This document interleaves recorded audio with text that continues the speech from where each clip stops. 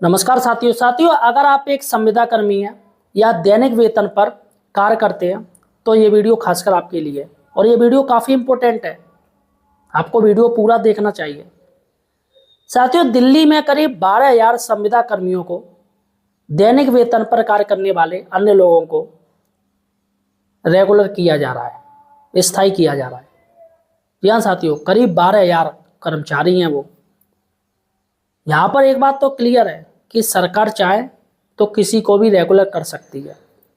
फिर ये कहना कि वो संविदा कर्मी अलग है, उनका नियम अलग है, ये सब फालतू की बात है कि भैया ग्राम प्रधान के द्वारा उनकी नियुक्ति हुई है या वहाँ से नियुक्ति हुई है, यहाँ से नियुक्ति हुई है, ये सब फालतू की बात है।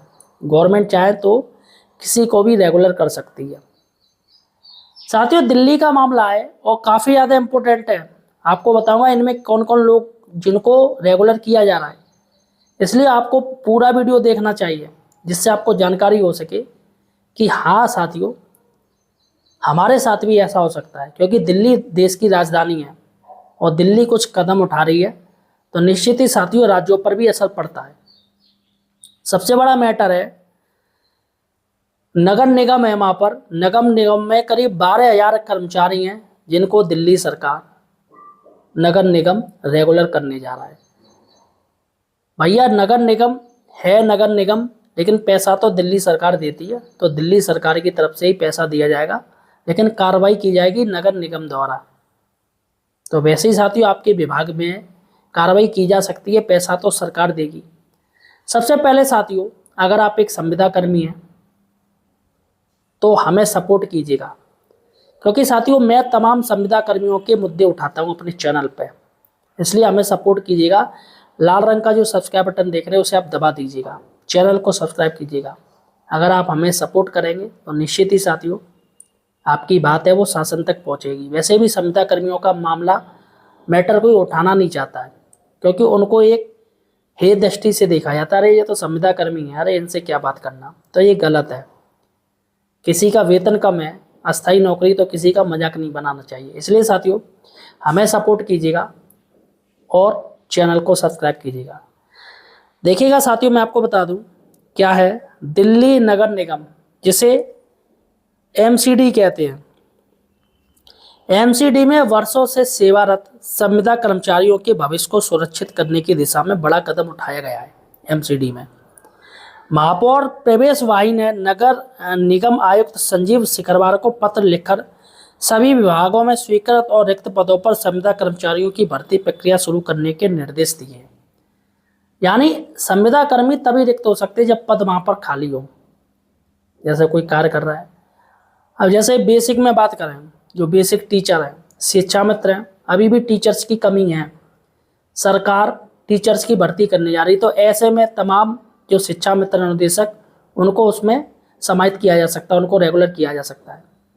पीआरडी जवान ले लीजिए, पीआरडी जवान है साथियों, अभी सरकार पुलिस की भर्ती करेगी, होमगार्ड की भर्ती करेगी, तो पीआरडी जवानों को अपने विभाग में ले सकती है। निश्चित ही साथियों उनको रेगुलर किया जा सकता है।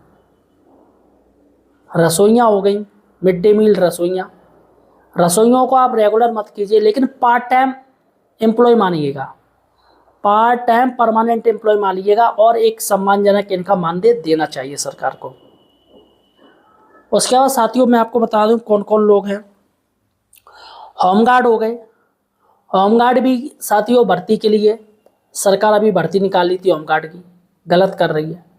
जो होमगार्ड है उनको रेगुलर किया जाना चाहिए।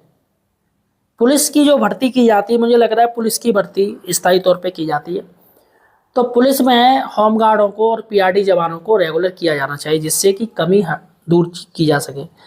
सबसे बड़ी बात है साथियों कि पीआरडी जवान भी पुलिस का ही कार्य कर रहे हैं और होमगार्ड भी पुलिस का कार्य कर रहे हैं। उसका साथियों आपके आशा हो गई, आशा बहनें, आशा बहनों को भी स्थायी किया जाना चाहिए। स्वास्थ्य विभाग के तहत उनको स्थायी किया जाना चाहिए। भाई वो सबसे ज़्यादा कार्य कर रही हैं, एक एएनएम और जीएनएम से सबसे ज़्यादा वो भी कार्य कर रही हैं।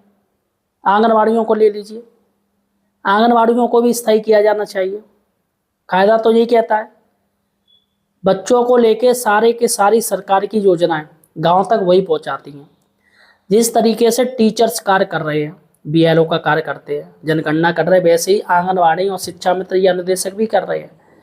मतलब जो रेगुलर बंदा कर रहा है वो ये सारे के सारे संविदा कर्मी कर रहे हैं। तो कायदा तो यही कहता है कि सरकार को इनको रेगुलर करना चाहिए। आपके रोजगार सहायक हो गए, उनको भी साथियों करना चाहिए। भाई क्या मतलब है, 6,000 रुपये उनको मानदेय दे रही है गवर्नमेंट, कोई बहुत ज़्यादा नहीं दे रही है। तो तमाम साथियों विभाग हैं और मुझे लग रहा है कि सरकार को रेगुलर करना चाहिए, क्योंकि आप रेगुलर भर्ती करोगे क्या मतलब है, इससे बढ़िया उनको आप समाहित कर लीजिए ताकि और वो मेहनत से कार्य करें, जिससे कि उनकी पूर्ति हो सकेगी। तो दिल्ली ने साथियों यही किया, कि दिल्ली ने पहले जितने भी कर्मचारी संविदा कर्मी उनको किया। देखेगा महापौर ने स्पष्ट किया है, पत्र में स्पष्ट किया कि जांच सुनिश्चित करेगी कि कर्मचारी स्वीकृत व रिक्त पदों के विरुद्ध कार्यरत हों, पदों की भर्ती नियमों के अनुरूप योग्य और उनकी शुरुआती नियुक्ति किसी अवैध प्रक्रिया से ना हुई हो। सबसे बड़ी बात है, अब जैसे टीचर्स बनना है किसी को, तो टीचर्स के लिए क्राइटेरिया क्या है, टेट दे दिया, टेट पास कर लो टीचर बन जाओ।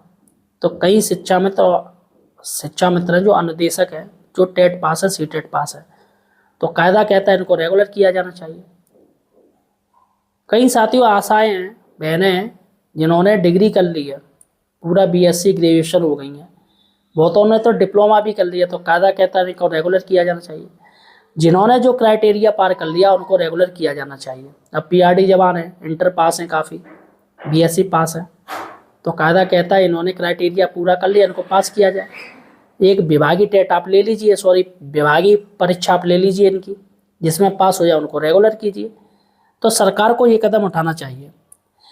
महापौर ने कहा कि सीधे तौर पर भर्ती किए गए इन कर्मचारियों को लंबे अनुभव और योगदान को देखते हुए उनके भविष्य को सुरक्षित करना निगम की नैतिक व प्रशासनिक जिम्मेदारी है। भाई पीआरडी जवान कितने सालों से नौकरी कर रहे हैं, होमगार्ड कितने सालों से कर रहे हैं, रसोइयाँ कितने सालों से कर रही हैं, आंगनबाड़ी, आशा, रोजगार सहायक, ये साथियों शिक्षा मित्र, अनुदेशक कितने साल हो गए, काफ़ी साल हो गए। आप मुझे कमेंट सेक्शन में बताइएगा आपको नौकरी करते करते कितने साल हो गए और आपका विभाग क्या है, ये मुझे कमेंट सेक्शन में बताइएगा। कुछ विभाग मुझसे अगर छूट गए हैं तो वो मुझे अपने नीचे कमेंट सेक्शन में जाके अपना नाम बता सकते हैं, वो किस डिपार्टमेंट में कार्य कर रहे हैं, ताकि मैं उनका भी विभाग नोट कर लूँगा और उनके विभाग से जुड़ी हुई जो भी न्यूज़ आएगी वो मैं अपने चैनल पर डालता रहूँगा। इसलिए आप अपने डिपार्टमेंट का भी नाम बता दीजिए। तो यहाँ पर साथियों कई साल की सेवा, भैया अच्छे लोग रेगुलर हो जाते हैं, कंपनी तक रेगुलर कर लेती, प्राइवेट तो सरकार क्यों नहीं कर रही। उन्होंने जोर देकर कहा कि यह पूरी कवायदा सर्वोच्च न्यायालय द्वारा निर्धारित संवैधानिक सिद्धांतों और भर्ती नियमों के दायरे में होगी ताकि कोई कानूनी अड़चन ना आए। सुप्रीम कोर्ट ने तो वैसे ही कह दिया कि कोई 10 साल से अगर नौकरी कर रहा हो तो उनको रेगुलर किया जाए। उत्तर प्रदेश में अनुदेशकों को रेगुलर करने का आदेश दे दिया है। अब सरकार पुनर्विचार याचिका दायर करने गई थी कि भैया ये ना किया जाएगा, नाम एरियर देंगे। इस पर साथ ही सुप्रीम कोर्ट ने खारिज कर दिया, कह दिया अब रेगुलर भी करना पड़ेगा, एरियर भी देना पड़ेगा। तो सुप्रीम कोर्ट भी देख रही है भाई, आप थोड़ा सा पैसा दे के पूरा काम ले रहे हो, दिन रात एक कर रहे हो, खाल तक खींच ले रहे हो आप, इतनी तो प्राइवेट में भी ना होता होगा, इनको तो कुछ मिलता भी नहीं है। तो फिलहाल साथियों 15 दिनों में इनकी विस्तृत योजना तैयार होगी। महापौर ने आयुक्त को निर्देश दिया कि पात्र कर्मचारियों की विभागा सूची, प्रस्तावित मानदंड, वित्तीय प्रभाव और विस्तृत कार्य योजना तैयार कर 15 दिनों के भीतर प्रस्तुत की जाए, इससे इस पर जल्द अंतिम निर्णय लिया जा सके। तो ठीक है साथियों, यहाँ पर हो गया, आप देखिएगा ये किए जाएंगे नियमित। इसमें कौन कौन नियमित होगा, कौन कौन रेगुलर होगा। सूत्रों के अनुसार इस कदम से 12,000 से अधिक कर्मचारियों को लाभ मिलेगा जो वर्षों से संविदा, अस्थायी या दैनिक वेतन पर कार्यरत है। इसमें इंजीनियर विभाग के कर्मी हो गए, शिक्षक हो गए, डोमेस्टिक ब्रीडिंग चेकर्स हो गए यानी डीबीसी हो गए, माली हो गए जो पेड़ पौधे का कार्य करते हैं, आपके सफाई कर्मचारी हो गए, ये साथियों ड्राइवर हो गए, ये सारे के सारे इसमें सब शामिल हैं। तो साथियों यहाँ पर बहुत अच्छी खबर है कि इनको अगर रेगुलर किया जाए तो निश्चित ये रेगुलर के पात्र भी हैं साथियों। फिलहाल जो प्रश्न मैंने पूछे मुझे कमेंट सेक्शन में जो बताइए। धन्यवाद।